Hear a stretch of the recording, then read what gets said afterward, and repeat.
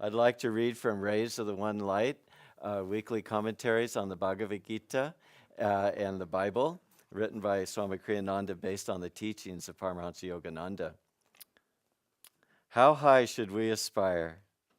Truth is one and eternal.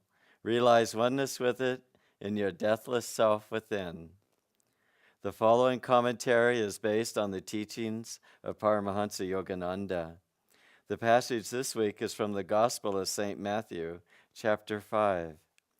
I say unto you that except your righteousness shall exceed the righteousness of the scribes and Pharisees, ye shall in no case enter into the kingdom of heaven. The easiest explanation for these words is that they were spoken in criticism of the scribes and Pharisees, particularly since Jesus was often verbally attacked by them and stood up to them fearlessly. However, it wouldn't have been much of a challenge to the disciples who aspired to spiritual perfection to tell them, don't be like those who lack any such aspiration. Jesus, in fact, says only a few verses later, be ye therefore perfect, even as your Father which is in heaven is perfect. What Jesus was referring to here, then, was the self-righteousness of the priests. Don't seek perfection, he was saying to his disciples, in the image you project towards others. Don't be satisfied with the goodness born merely of ego definitions. The highest virtue is to transcend the very thought of personal virtue in the realization of God alone as the doer. Before this realization, even the thought, I am kind, or I am truthful, is self-limiting. As it says in the Bhagavad Gita, the 7th chapter, yet hard the wise Mahatman is to find, that man who saith, all is Vasudeva. Thus, through Holy Scripture, God has spoken to mankind. Om.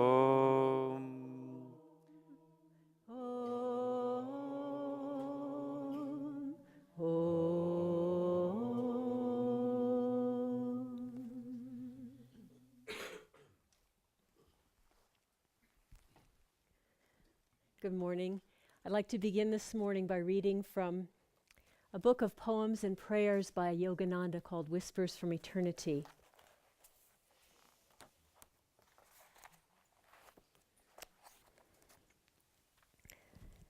This one is called Demand for Opening of the Spiritual Eye to Find God in Everything.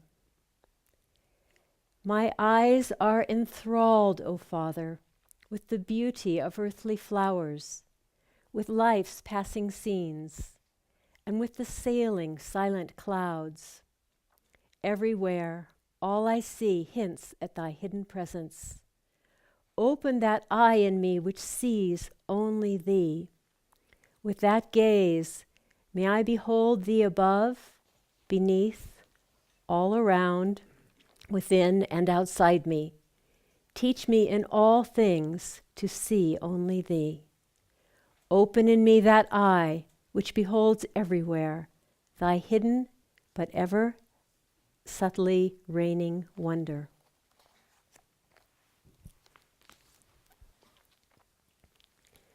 Well, this morning's question from the reading, how high should we aspire? And the answer given in the Gita reading at the end, we should aspire to see that all is Vasudeva, all is God. God is everywhere. I remember how thrilled I was when I first heard the teaching at Ananda that defined God as Satchit Ananda, is the Sanskrit word. It means ever existing, ever conscious, ever new bliss. Thrillingly expansive definition of God. And then came the question, and how did God make creation? He became it. He became it. I just remember the thrill of just thinking that everything that we see, every thought, every feeling is made of this fabric of God, and that unites us all. And how are we going to do it? By getting rid of our the stranglehold that the ego or the small self has on us. And I wanted to share this morning sort of a story that an exception that proves the rule, I guess it is. It's a story about a man named Salmon Chase. You may remember him. He was a historical figure in the 19th century. He was a congressman and later became Secretary of the Treasury under Lincoln and then went on to the Supreme Court. Salmon Chase had an extraordinarily high opinion of himself. He felt he should be the president, but he never was elected to that. And I think his contemporaries a little bit laughed at him behind his back because of his egotism. What one of his peers, one of his fellows said about him, he said, "Chase is a good man, but his theology is unsound. He feels there's a fourth person in the Trinity."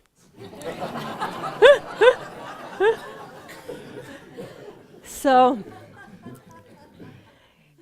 what we're trying to do as devotees is a little bit more than that, is to just get beyond that limiting sense of our own greatness, of our own absorption in ourselves.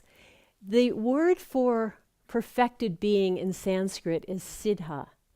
And interestingly enough, the Sanskrit word siddha also means perfectly cooked food. And why is that? Why is that? Sanskrit is a very subtle language. Perfectly cooked food is soft and tender. And the perfected being has given up. It's not soft in the way of being weak, but soft in the way of having given up that hard shell of egotism. Soft inwardly, knowing that God is always with him and relying on that power of God. A perfect example of this was Yogananda's most advanced disciple, Rajarsi Janakananda. James Lynn was his Western name. And he was a self-made multi-millionaire. He was highly respected by his peers and asked to serve on many boards of directors. And yet, when he was around Yogananda, he was like a little child. And Yogananda said to him, "You know where your power comes from, don't you?" And he said, "Oh yes, Guruji, it comes from you." He was so receptive to the power of God within him, and that's how he was able to achieve so much.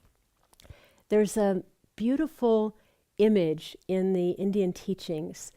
They talk about the baby monkey and the little kitten.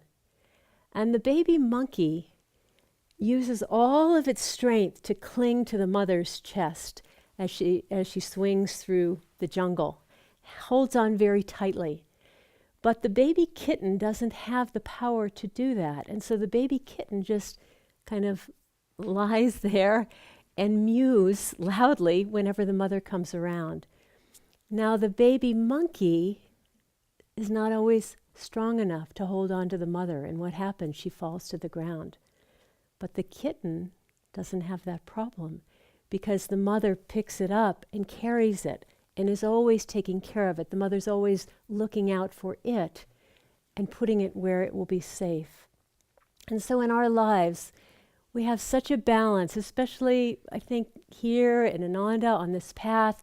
We're leading a life that demands a lot of energy, willpower, determination. We have to make our way. We're not in a protected ashram where everything is taken care of for us. So we have to balance the outward directed energy that says, yes, I'll use my will to achieve, and this soft, trusting part that says, wherever I am is where God wants me to be. Whatever is coming to me is from the divine, and I want to receive it with love, with softness, with joy. And it doesn't mean that we can't look for a new job or we can't try to paint our house and improve our lot, but to always understand that it's done not with, and now I am going to achieve new heights, but rather feeling that God is the partner in everything that we do. There's a sort of a way of looking at things that I've been thinking about lately, that over the course of incarnations, God keeps dealing us different hands, so to speak. This is the way your upbringing is going to be. This is what your body's going to be like. This is what talents you're going to have. This is what weaknesses you're going to have. And here's your hand, and how are you going to play it? And lifetime after lifetime, we go, oh, okay, let's see. Well, if I do this, and I do that, and I rearrange that, oh, I think I can get all my desires fulfilled. And lifetime, and lifetime after lifetime, it doesn't work. And God says, if you would invite me to help you play that hand, I can help you. And I don't promise to give you everything you want, but I will give you everything that is right. Yogananda had a disciple in Mexico. He was a very, very wealthy man named Señor Cuarón. And he was out of work for a long time. And he finally was offered a job, in a perfect job for him, in a kind of a running of a company. And he needed to move in order to take that job. So it meant that he wouldn't be able to do a meditation group for Yogananda in Mexico City anymore. So he wrote Yogananda a little kind of, just a polite, I'm taking this job, and what do you think, and so on. And Yogananda sent him a telegram the next day, and it said, under no circumstances take that job. So it was like, okay, I guess I won't take that job. And what happened within weeks is that company was indicted for fraud. All the leadership of the company, including the man who'd taken the job he would have taken, who knew nothing about the fraud, were all thrown into jail. And he was protected by God and Guru in that way.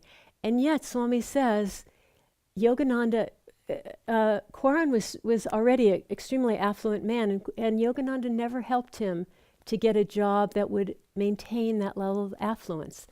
But he allowed him to live the simple life of a yogi on the money that he had. So it may not have been Cuarón's choice, and yet, with cooperation with God, it was what was right for him.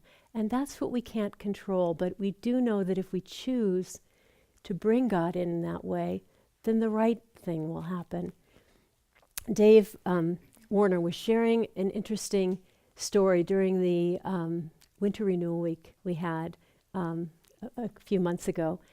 He was saying, Dave is now our Kriya minister, and he was talking about his early days of practicing Kriya Yoga. And he used to go to the group meditations that were happening. And he really, had heard a lot about Kriya Yoga and how powerful of a technique it is. And he went there, and he was looking forward to seeing how he would be transformed and all the wonderful things that would happen to him. And he said for 2 years, his meditations were so dry and so boring. He would practice the Kriya, and nothing was coming to him. And he said, I thought maybe I should take a newspaper in with me to the meditation, because at least then I'd accomplish something by the end of it. But he said that at the end of 2 years, he suddenly had the thought, well, I've been thinking, what am I getting from this technique?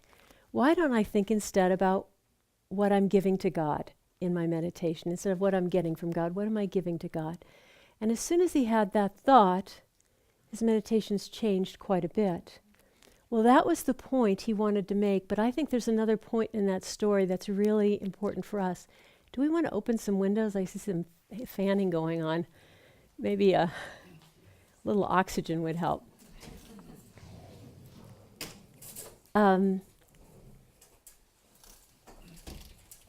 Dave went to those meditations faithfully every day for 2 years, faithfully practicing his Kriya. Nothing was happening, and yet he was there. And I really do believe that it was doing what needed to be done, poorly, but doing it, was what drew the inspiration to him to have that change of heart, to suddenly understand the spiritual path from a different way. So we have to be willing to do and not to be seemingly to succeed. If it's the right thing to do, we have to do it anyway, even though we don't think it's doing anything for us, even though we don't think much is happening. In the process of doing it, we will be transformed and we'll be able to see things from a fresh level after that. I know what this, I knew there was something a very, very important point that I wanted to make. how do we go through our lives and feel like we aren't succeeding, feel like we don't meditate well, feel like maybe we aren't as good of a person as we want to be, we aren't succeeding at that, we aren't succeeding at this. How do we do it? I think the most beautiful explanation came from Sister Gyanamata, Master's most advanced woman disciple. She said, I dissolve the thought of my weakness in the worshipful thought of your strength. So thinking about our own failures, our own lack of ability to do something on the path is very, very easy to do.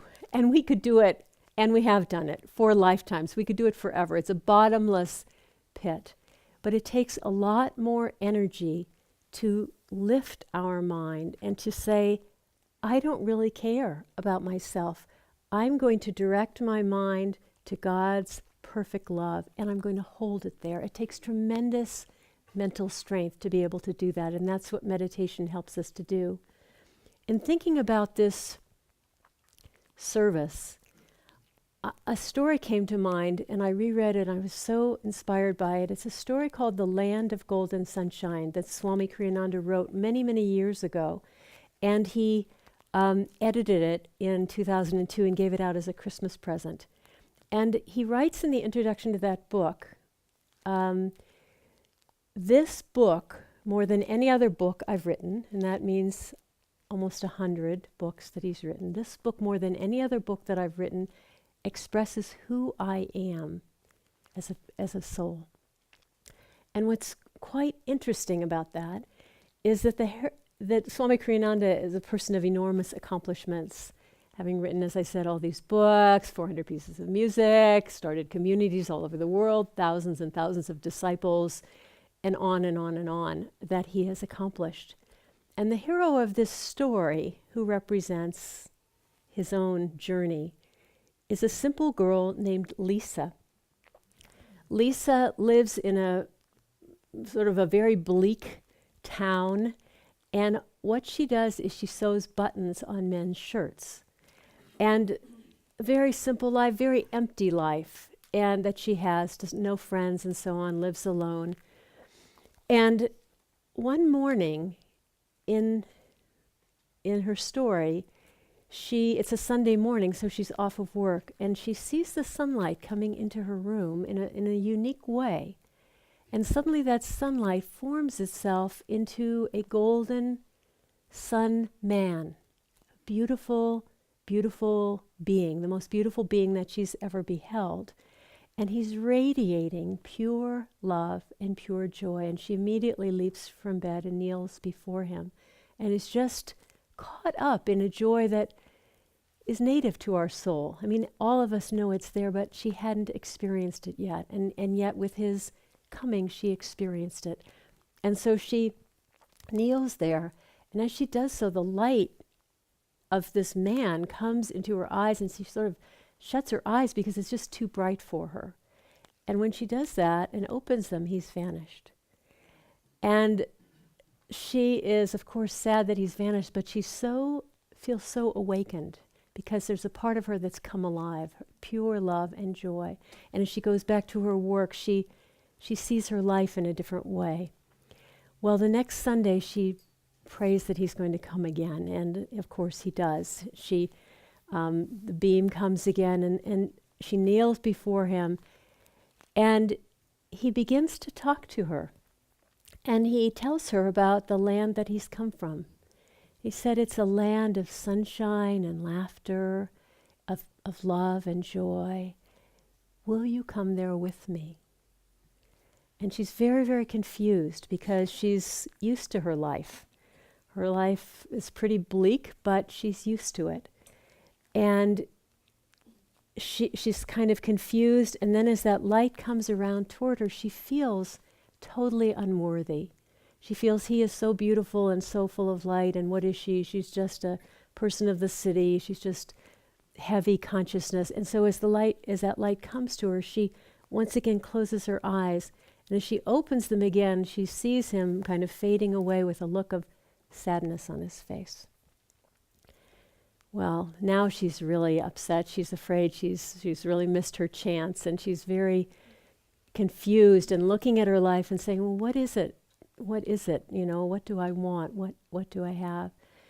And the next Sunday, she's so grateful to see that the light has come again, and she's been seriously thinking about what it is that life offers and what can it offer. And this time, the Sun Man, this goodness and light, says to her, I've asked so many to come with me, and they've all refused. Are you also as afraid as they are? And suddenly she becomes clear in her mind, and she realizes, oh, it's not that my life here is so wonderful, but I'm afraid to seek something greater. And she just says, I love you. I want to be totally absorbed in your love and your light. And she's drawn up into that. It's a beautiful story. To hark back to what I said of Swami saying he identified with that girl, he identified just with this purity of longing for something greater. And what happened to her? This light and love came, and at first it was too much. And that's what happens when God comes to us. Sometimes we just go, I don't know what to do, or we start to feel unworthy, or we just feel like, oh, okay, I got to go back to my regular life. This is, I can't live on this high level. But the spiritual journey is a journey of getting stronger in our ability to hold our mind absorbed in that light and to offer ourselves completely into that light, to let go of every little vestige of fear, of littleness that holds us here. And as we attune to that light, then, to begin to see it everywhere. In the card that Swami gave us, when he gave us this book in 2002, it said, you know, when I wrote this story many years ago, many years ago, he said, I really felt that the only place that perfection of love and joy could be is heaven.